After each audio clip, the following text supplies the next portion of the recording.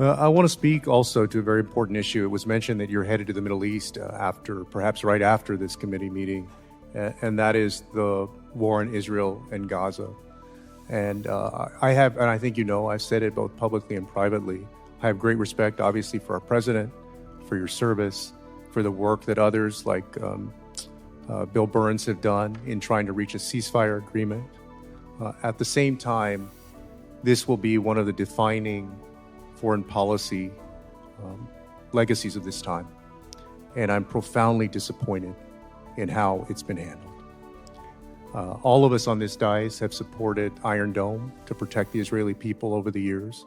We've supported the money in the Memorandum of Understanding that goes for 10 years. We have condemned, in the harshest terms, October 7th. We have sanctioned Hamas and other terrorist groups and warned anybody about associating with them around the world. And at the same time, what we've seen by the Israeli government, led by Benjamin Netanyahu, has been inhumane. In fact, it's amounted to war crimes. When an army targets civilians in refugee camps, in hospitals, in schools, in churches, in religious institutions, and does it repeatedly over and over again, those are war crimes. And the people of Israel, many people in Israel, have said so. Former ministers in the Israeli government have said so. And I wish that this had turned out differently. I wish y'all had been successful in getting the ceasefire. But when you weren't, I wish that we had used more leverage with the far-right Netanyahu government, the same way that Ronald Reagan did years ago.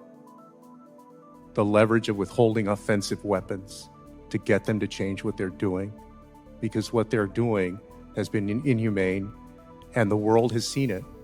We live in a different world now. This is no longer the world of the Vietnam War, certainly not World War II, not even the world of the Gulf War in the early 1990s. The world is much more transparent now. All of us are essentially social demographers and documentarians who can record the world around it and then send that out to everybody else around the world. And that's why the world has become more transparent. And people can see the inhumanity on both sides. But again, we have taken action to go after Hamas, to label them as terrorists, to sanction them, to do what we can to stop them. We have not done enough to stop Benjamin Netanyahu and what he's doing to the Palestinians. And my question is whether you believe we should have done anything differently. And I see I'm about to be out of time. I'm happy to take that up. I'm happy to respond if you want to give me more time. But Chairman, can I get a few seconds on a response? Yes.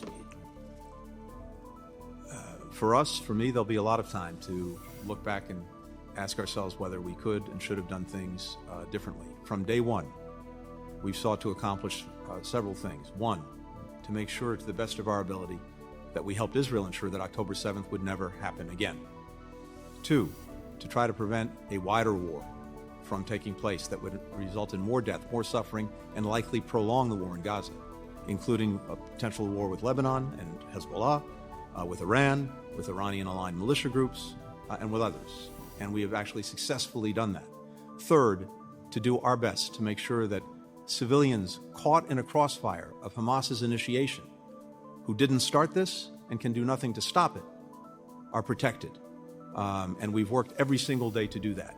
I've also been to the region 12 times since October 7th. I'm heading back in an hour or two to continue the efforts to get a ceasefire and hostage agreement, to get the hostages home, to get the guns to stop firing, to put Gaza on a better path. And meanwhile, to try to make sure that people have the assistance they so desperately need. Gentleman's time has expired, and we wish you well. Is with us every single day.